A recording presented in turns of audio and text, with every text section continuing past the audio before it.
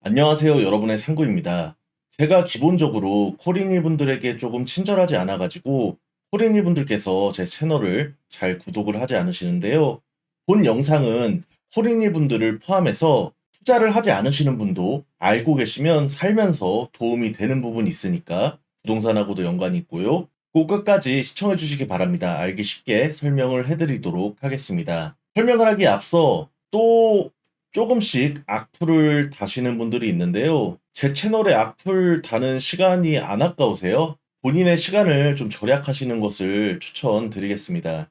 일단 어제 새벽에 미국에서 금리를 75bp 올리면서 한미 간 금리가 역전되었습니다. 미국이 달러를 보유한 기축통화국인데요. 보통 미국의 기준 금리보다 다른 나라들은 금리가 높아야 합니다. 일본이나 유럽 같은 경우에는 경제 강국이고 우리보다 선진국이고 일본 같은 경우에는 내부적인 사정이 있기 때문에 그렇게 하는 것이고요. 미국보다 못 사는 개발도상국이라든지 아니면 신흥국 이 정도의 위치에 있는 국가들은 미국보다 금리가 높아야 합니다. 그런데 지금 미국이 한국보다 금리가 높아졌습니다. 이렇게 되면 어떤 현상이 일어날까요? 여러분들께 쉽게 설명을 드리기 위해서 예를 하나 들겠습니다. 신한은행이 있고 OK저축은행이 있습니다. 당연히 아시죠? 신한은행은 1금융, OK저축은행은 2금융입니다. 여러분들이 큰 돈이 있으면 신한은행, OK저축은행 중에서 같은 조건이라면 어디에 예금하시겠습니까? 당연히 신한은행이겠죠. 그런데 그렇게 되면 OK저축은행은 망하기 때문에 OK저축은행은 신한은행보다 더 좋은 조건을 내세웁니다. 그것은 예금 금리죠. 보통 1금융보다 2금융이 예금 금리가 높고 적금 금리가 높고 더 좋은 조건으로 고객들을 모시게 됩니다. 그래서 신한은행에 예금하는 사람도 있고 OK저축은행에 예금하는 사람도 있는 것이죠. 그런데 만약에 신한은행이 OK저축은행보다 더 조건이 좋다면 어떻게 될까요? OK저축은행에 예금한 사람들이 신한은행으로 옮기고 싶지 않겠어요? 자, 미국이 1금융입니다. 한국은 2금융입니다. 그런데 지금 1금융인 미국이 1금융 정도가 아니죠. 넘버원 미국이 한국보다 금리를 더 준다고 합니다. 어떤 일이 벌어질까요? 이것은 제 예상이 아니라 팩트입니다. 현재 벌어지고 있는 일이고 벌어질 수밖에 없는 일이고 벌어져야만 하는 일이죠. 한국에 투자한 외국인들이 미국으로 돈을 옮기게 됩니다. 미국이 더 조건이 좋아졌기 때문이죠.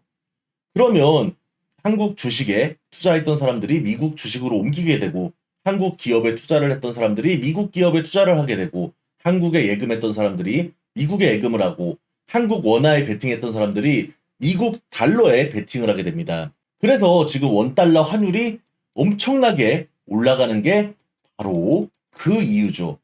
여기까지는 쉽게 이해를 하셨죠? 환율이 올라가면 어떤 일이 벌어질까요? 우리나라는 자급자족을 할 수 있는 나라가 아닙니다. 우리나라는 산유국도 아니죠. 기름 한 방울 나지 않는 국가죠. 대부분의 에너지를 수입에 의존하고 있고 여러 가지 생필품들도 수입에 의존을 하고 있습니다. 그런데 환율이 올라가면 달러의 가치가 올라가기 때문에 당연히 인플레이션이 더 심해지게 됩니다. 미국은 자국의 인플레이션을 막기 위해 금리를 많이 올리고 있죠. 그런데 우리나라는 최소한 미국하고 똑같이 아니면 미국보다 더 많이 올려야 하는 금리를 왜 이렇게 조금만 올리려고 하는 걸까요? 한국은, 코리아는 바보기 때문일까요? 아니죠. 한국도 나름대로 이유는 있습니다. 대표적으로 그 이유로 되는 게 가계 부채 문제입니다. 금리가 올라가면 이자 부담 때문에 가계에 부담이 된다. 대부분 부동산 연끌을 했거나 아니면 코로나 때 대출을 많이 받은 자영업자들, 이런 사람들을 위하는 것처럼 이야기를 합니다. 그러면 미국의 금리 인상에 대비해서 선제적으로 100bp 1%를 한 번에 올린 캐나다, 그리고 많은 신흥 강국들은 이런 문제가 없어서, 그 나라 국민들은 이자 문제가 없어서 이렇게 금리를 한 번에 올렸나요? 왜 우리나라만 금리 부담이 된다면서 인상을 많이 하지 않을까요? 다른 선진국들은 선제적으로 대응을 하고 있는데도 말이죠. 저는 굉장히 그것이 궁금합니다. 그래서 제가 이러한 문제를 커뮤니티에 올렸더니 어떤 분이 댓글로 달아주셨어요. 한마디가 저는 확 마음에 와닿았습니다. 뭔가 설득력이 있더라고요. 다주택자들의 부동산을 수익 실현을 할 기회를 주는 것이다. 그러니까 팔 시간을 준다는 거죠. 지금 작년에 엄청나게 부동산이 많이 올라가지고 아파트 가격이 많이 올랐습니다. 다주택자들은 대부분 기득권자겠죠. 다주택자들이 수익 실현을 해야 하는데 현재 문재인 정권에서 다주택자 양도세 중과세를 해놔가지고 돈을 많이 못 벌기 때문에 팔지도 못하고 가지고 있었는데 윤석열 정부가 들어서면서 다주택자 양도세 일시적 중과세 면제를 해줬습니다. 기한이 현재 1년이고 1년 뒤에 또 1년 연장할 수도 있죠. 그런데 금리가 미국처럼 이렇게 많이 높아진다면 실제 매수자들은 금리 부담 때문에 매수를 하지 않을 겁니다. 그러면 이 사람들이 팔 기회가 줄어들게 되는 거죠.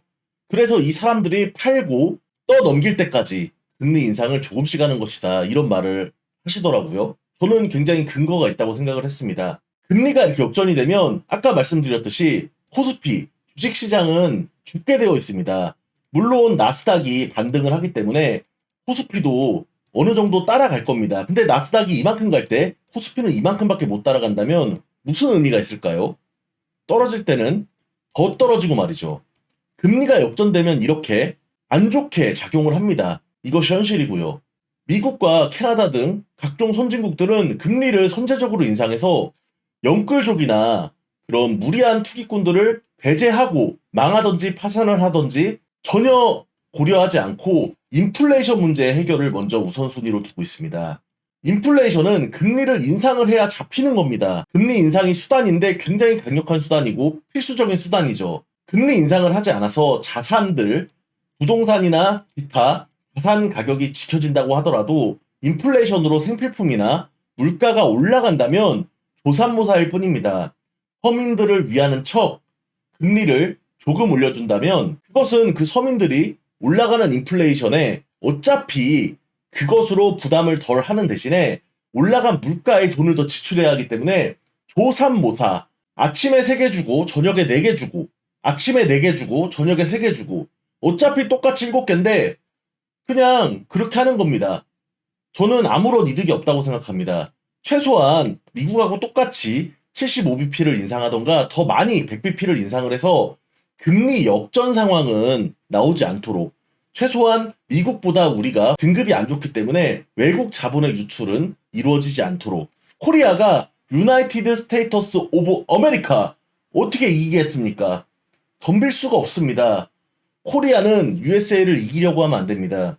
그렇기 때문에 저는 금리를 빨리빨리 올려야 한다고 생각하고 지금 이 금리 역전 현상은 이 상황은 굉장히 큰 문제가 있다고 생각합니다. 다주택자들, 기득권자들 수익 실현을 해주기 위해서 계속 시간을 끌어봤자 그것을 매수하는 서민들만 나중에 더 큰 고통을 받게 될 겁니다. 물가는 청정부지로 올라갈 것이고요.